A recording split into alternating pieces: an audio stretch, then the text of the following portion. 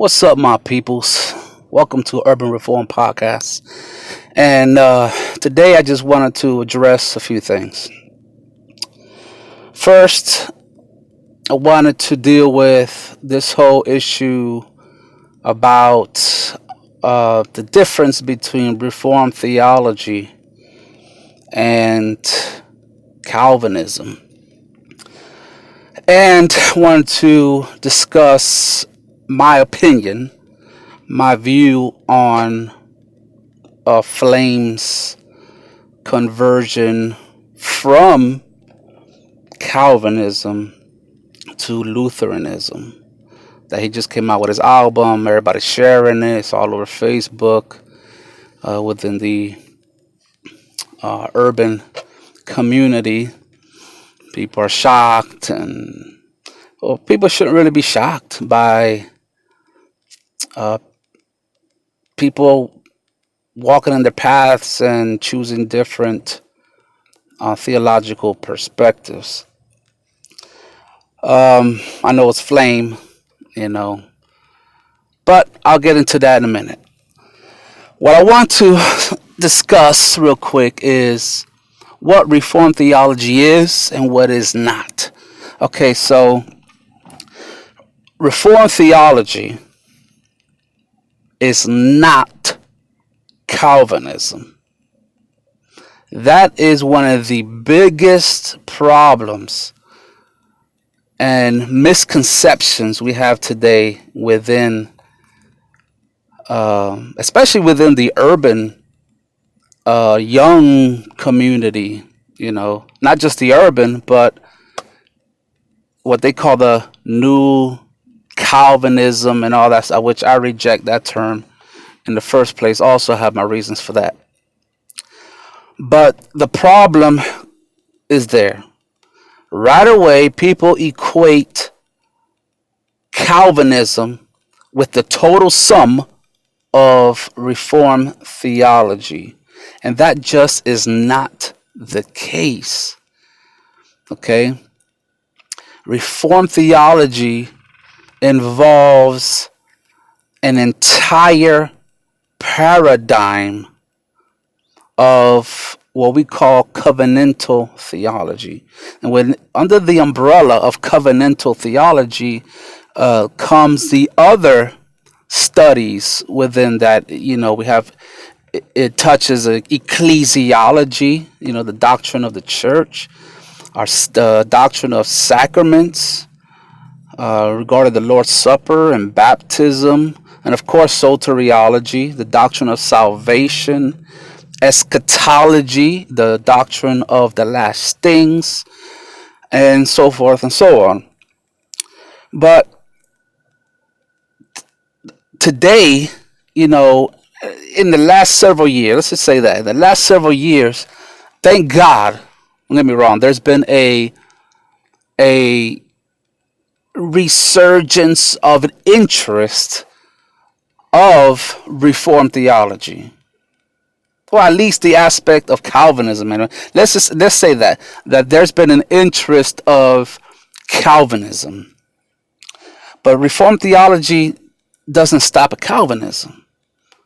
Now, Calvinism is the doctrine of soteriology that is within Reformed theology, but it's not all of Reformed theology. Like I said, it involves many other things. But the issue, from what I've experienced, what I've seen, is guys, especially younger guys, they look to social media,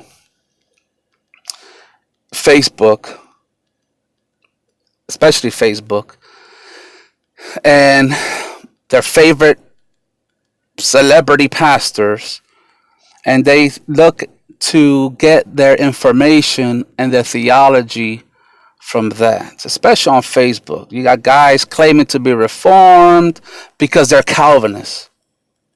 But then when you probe them, they're not really Reformed. They're Reformed in their soteriology, but they're not understanding everything that comes along with that, right?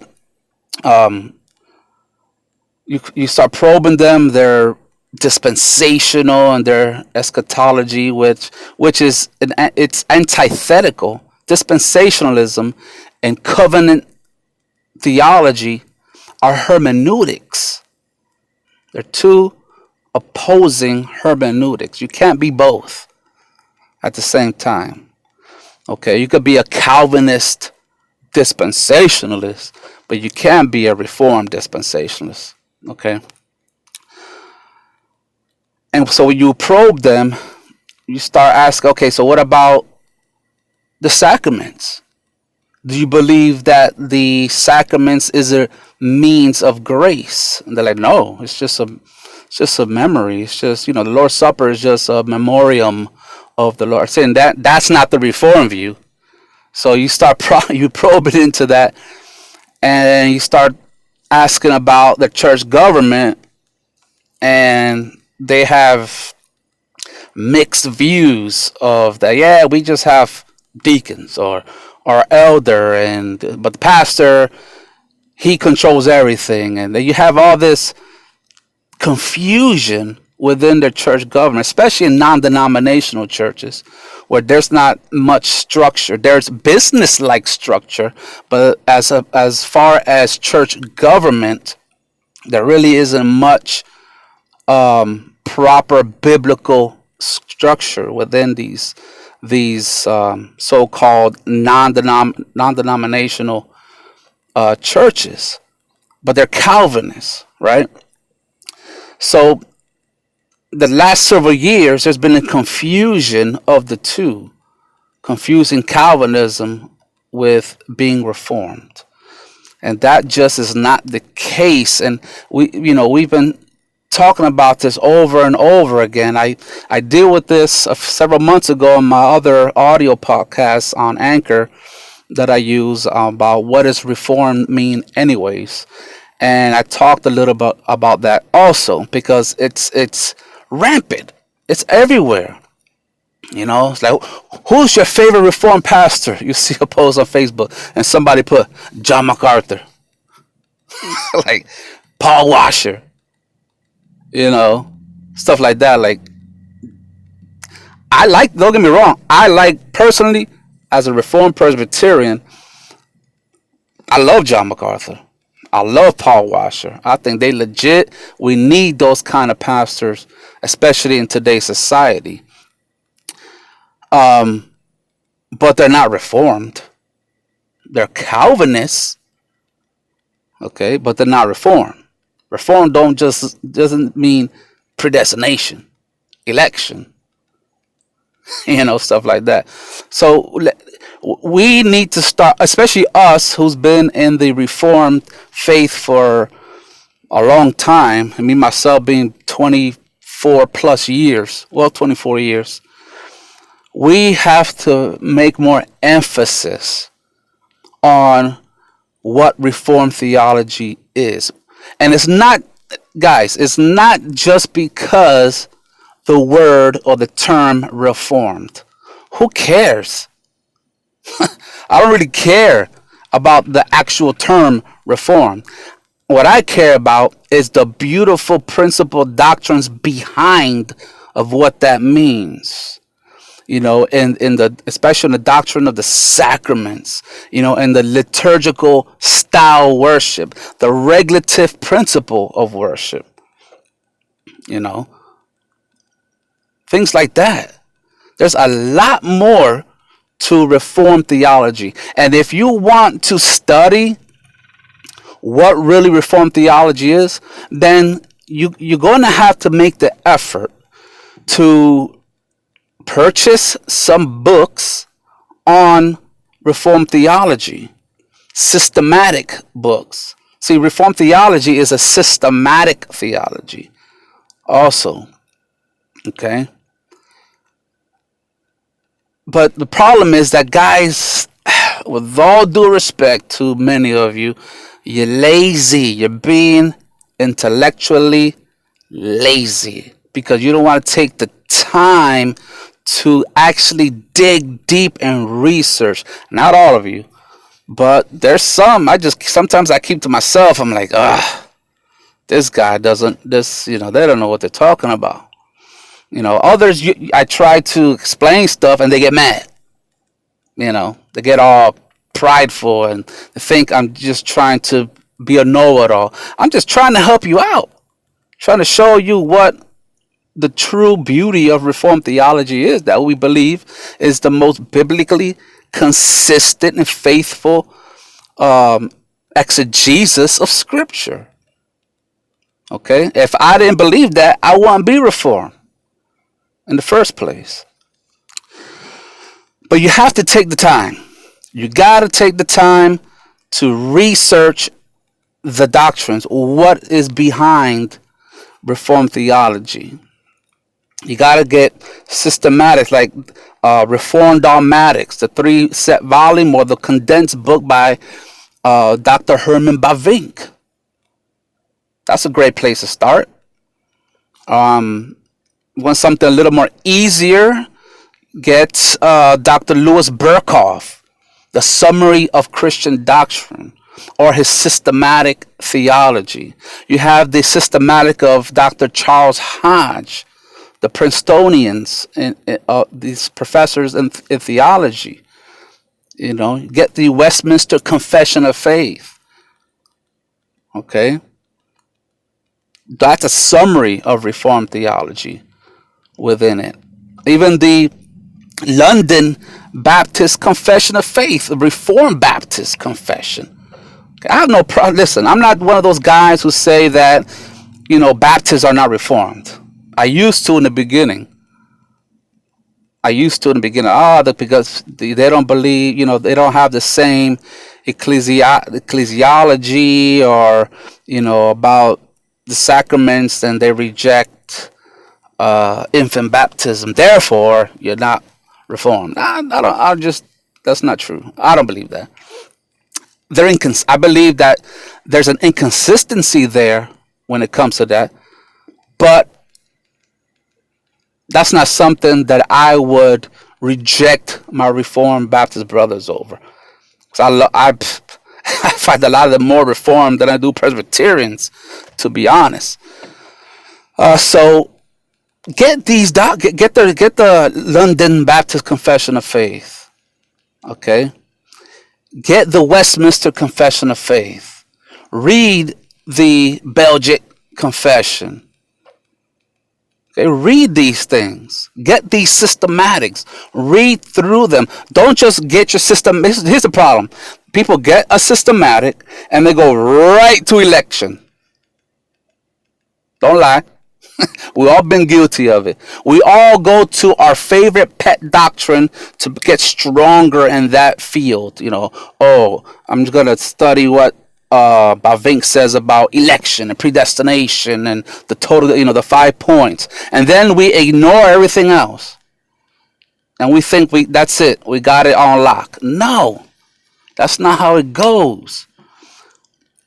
We have to dig. Understand why we had the Reformation in the first place.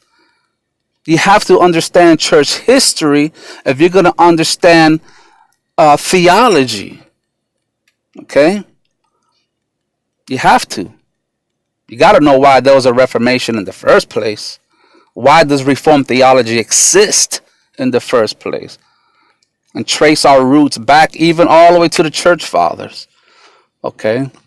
And the principles of Reformed theology even within the church fathers.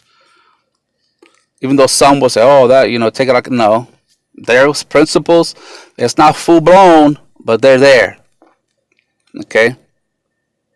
There's a progression of the development of sound theology throughout the centuries. Okay, so do that, guys. I implore you, if you want, you have to learn at least the basics of Reformed theology. You have the 5 solas. You have the sacraments, the Lord's Supper, and baptism. What is the Reformed view on that? What is the Reformed view of church government? What is the Reformed view of eschatology? What is the Reformed view of worship? The regulative principle of worship. What is the Reformed view of the elder and deacon distinction? All these things. What is a Presbyterian form of government as opposed to a congregational uh, uh, form of government, to an Episcopalian form of government? Things like that. You start to round out an entire aspect, an entire paradigm of what Reformed theology is. Okay, and that's the issue today. That guys don't look into all that. They think, I got the 5 points of Calvinism down. Bam. Where's my Reformed card? I need my Reformed membership card, and they just stay at that surface level of Calvinism.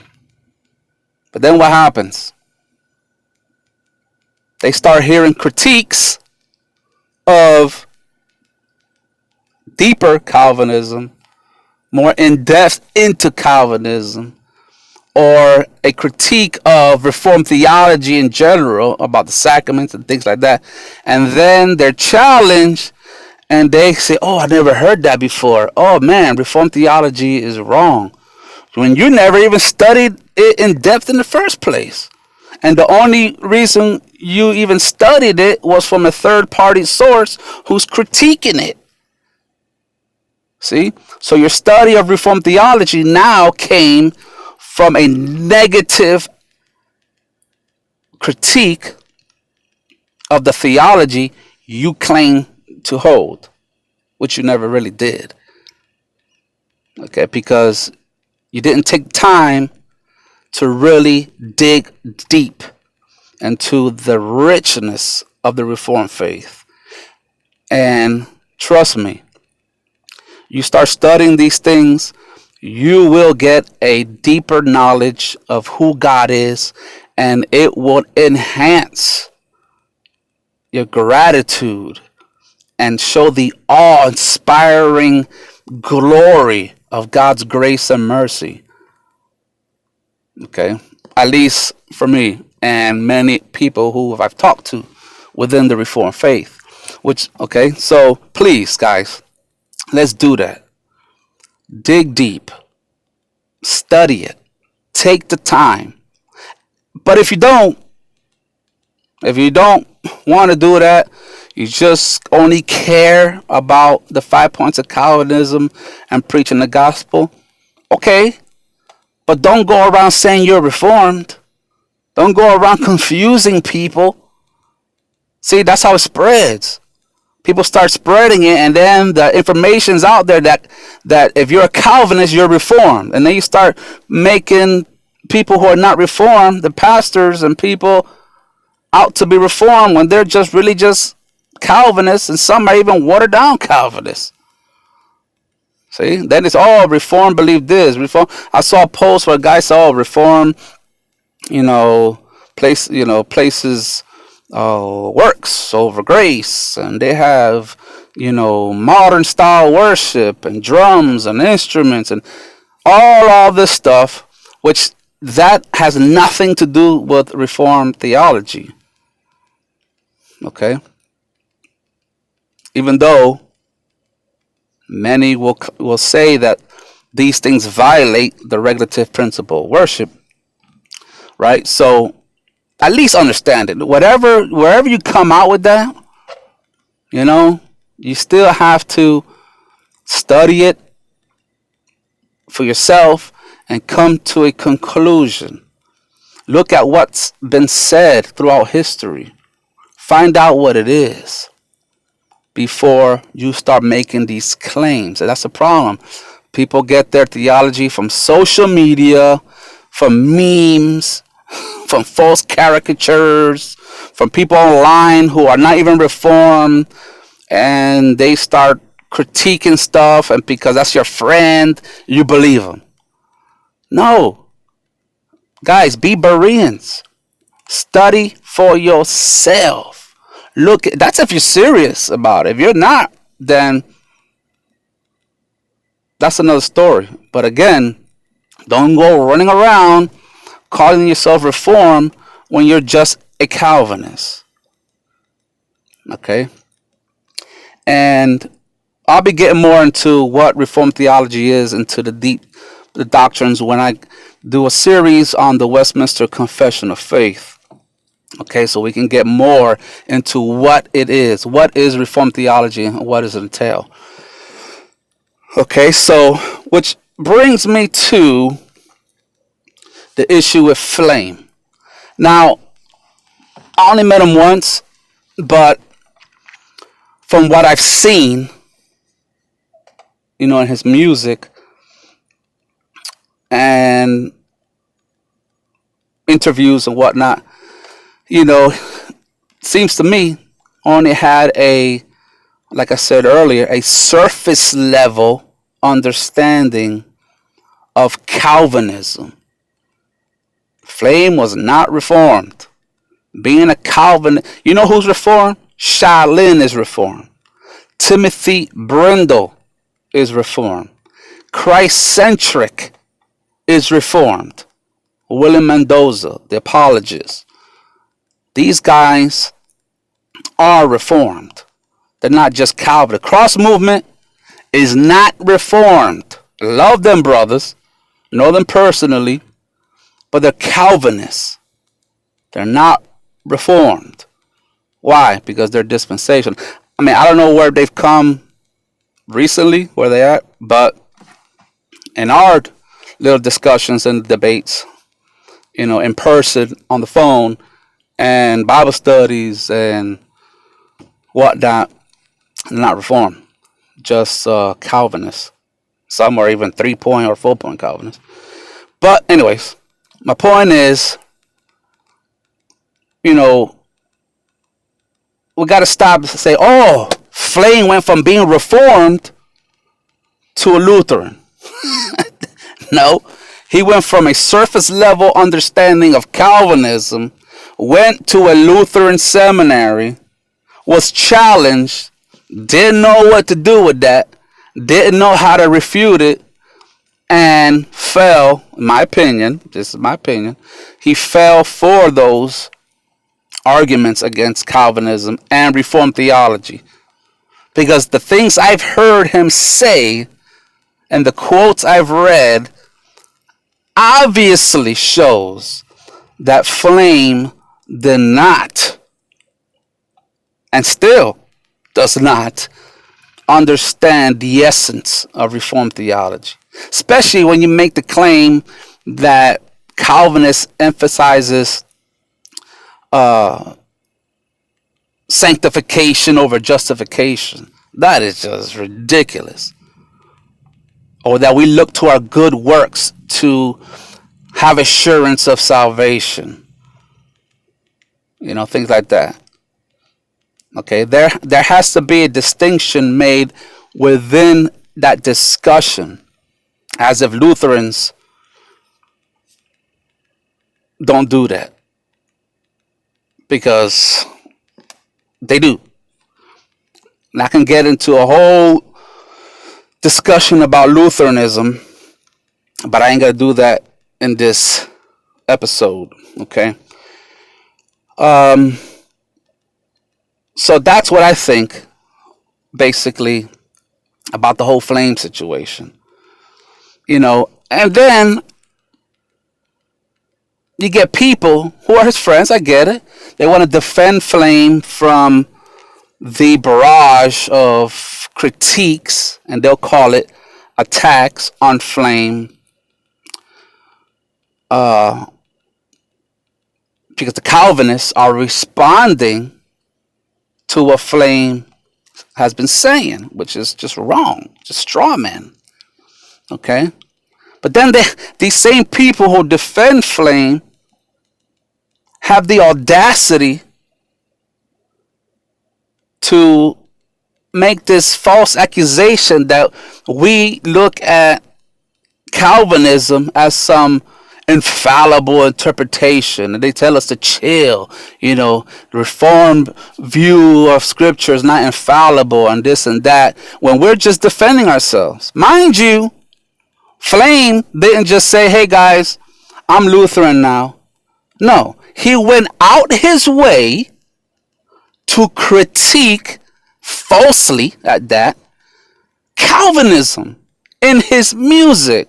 But we're the bad guys when we come out and we defend ourselves from these false accusations? Give me a break.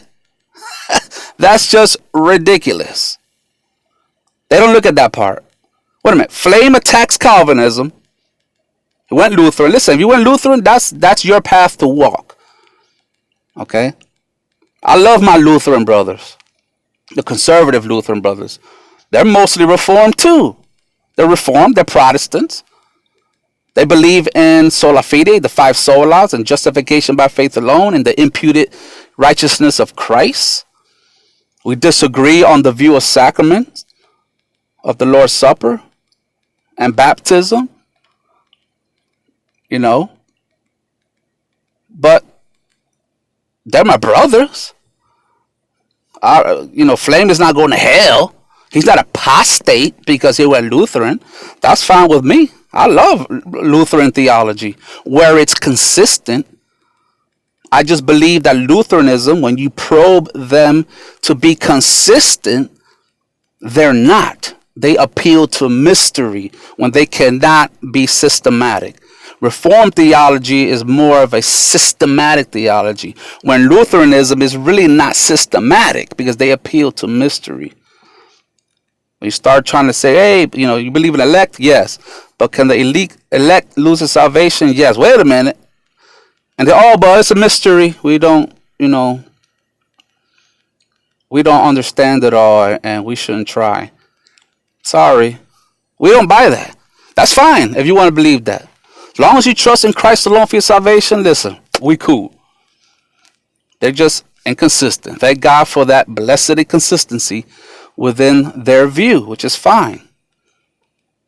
And any Lutheran watching this now who are taking offense to that, hey, email me, PM me, holla at me.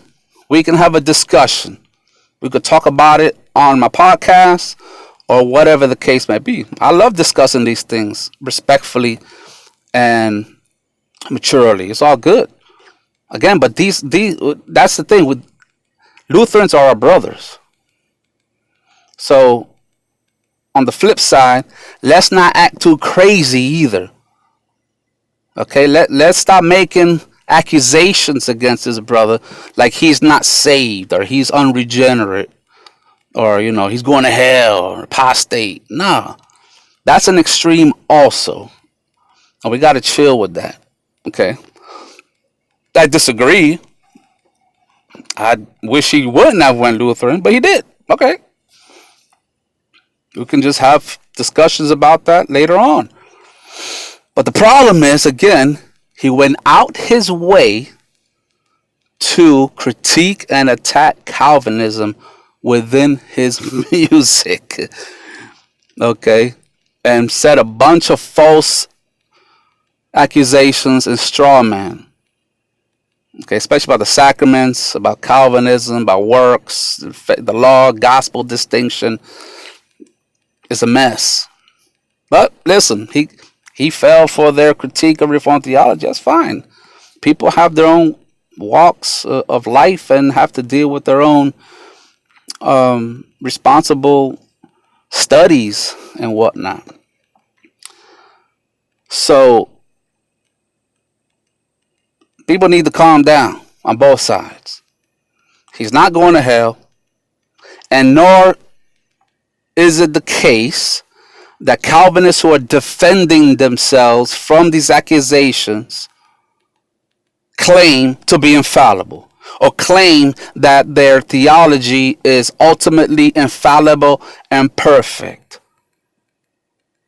Okay, that's the irony. The irony of it is you give Flame a pass for attacking Calvinism like if Lutheranism was infallible.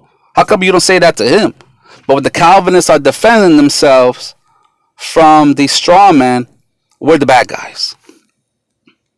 That's ridiculous. And usually comes from people who themselves are not deeply rooted in sound theology, but just have a surface level of biblical thing. They're more into the hip hop culture and less into theology. They have a surface level, but really they don't know what's going on either within the deep aspects of theology. So that's why they come out and they say stuff like that. Okay, so that's my opinion of why Flame abandoned ship. It's because he didn't have a firm grasp foundation of what he believed in the first place. Okay, being Reformed is a whole package of theology, not just Calvinism. That's the problem. And I get it. Like, the people right now are going to say, oh, that's what everybody says. Everybody who leaves Calvinism didn't understand it. You know. But you know what? When we hear people who claim to have been Reformed or Calvinists, the arguments they use against Calvinism or Reformed theology tells us that they don't understand what we believe, because you wouldn't use these false arguments against our view. At least understand the view correctly and disagree with it. You want to disagree with it after that? Okay, that's at least you're being honest and thorough in your investigation. But to say, oh yeah, I used to be Reformed, I used to be Calvinist, but I'm not a Calvinist because Calvinism believes that God is the author of sin. Stuff like that. Do Calvinists believe that God is the author of sin? No. No. Matter of fact, the confession clearly rejects that idea. But because they didn't look into that before, they make these false accusations. That's why we say they were not really understanding the theology. Not because we want to throw out, oh, you didn't understand it. It depends what you say. Okay? Depends what you are talking about and how you present your critique. Because if you're going to go back to straw man's, then what do you think we're going to say? Oh, you don't understand Calvinism. If you're saying ridiculous stuff like that, what do you expect? Oh, Calvinism teaches that you don't have to evangelize because that elect's going to come to be saved already. No. We don't say that. Hyper-Calvinists say that, but that's not even Calvinism. That's garbage. But that's what I mean. When you start saying stuff like that, so you can leave Calvin and say, you know what, Calvinism believes in a distinction in evangelism. They evangelize and they understand that it's the means that God uses to bring the elect. But I disagree that there's a chosen elect in the first place. See, at least that's honest. At least you're saying something that we believe, but you disagree with it for reasons that is not a straw man. Okay, so that's what we're saying. So again, it depends on what you're saying when we say that you do not understand what you left. Okay, do some people just throw that out there without even asking why the people left? Sure, but that's not always the case. Okay, so those 2 points. If you're gonna say you're Reformed, look into what it is entirely, not just Calvinism. Okay? And when it comes to Flame, show that brother some mercy and grace. He's learning and walking in his spiritual life and sanctification like everybody else. Okay? Disagree with him, but don't condemn him to hell. Okay? Because he's a Lutheran now. Okay.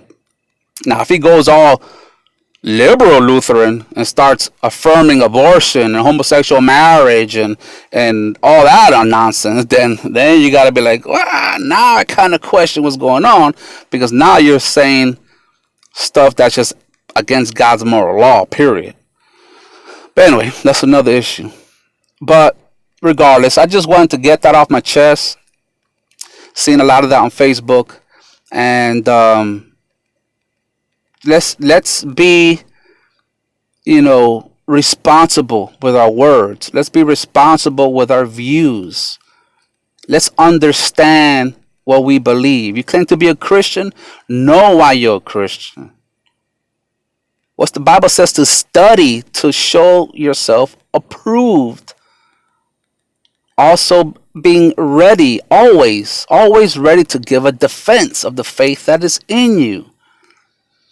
Let's stop relying on your best friend or somebody you knew for 5 or more years on Facebook for your theology. Even me, when I say stuff, research what I'm saying. Go. There's a lot of material out there.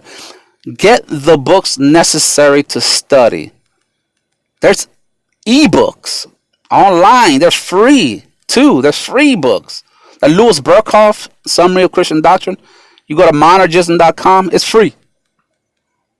A lot of stuff on there. Listen, monergism.com is a gold mine of Reformed theology. There is no excuse not to know. They have every subject possible. Okay. By the way, let's donate and help these brothers stay up as a website. Okay.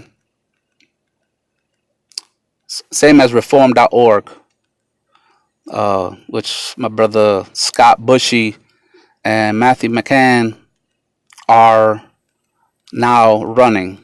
Okay. Let's help these brothers keep these websites up so we can go to that for research. Okay. So anyway, with that, I'm going to go get ready this week to go into my series of Christology. The first one will be on the hypostatic union. These will be primers on these things, and then later on we can get into more of the controversies in Christology and whatnot. Okay, so with that, I'ma holler at you later. Appreciate it. Peace.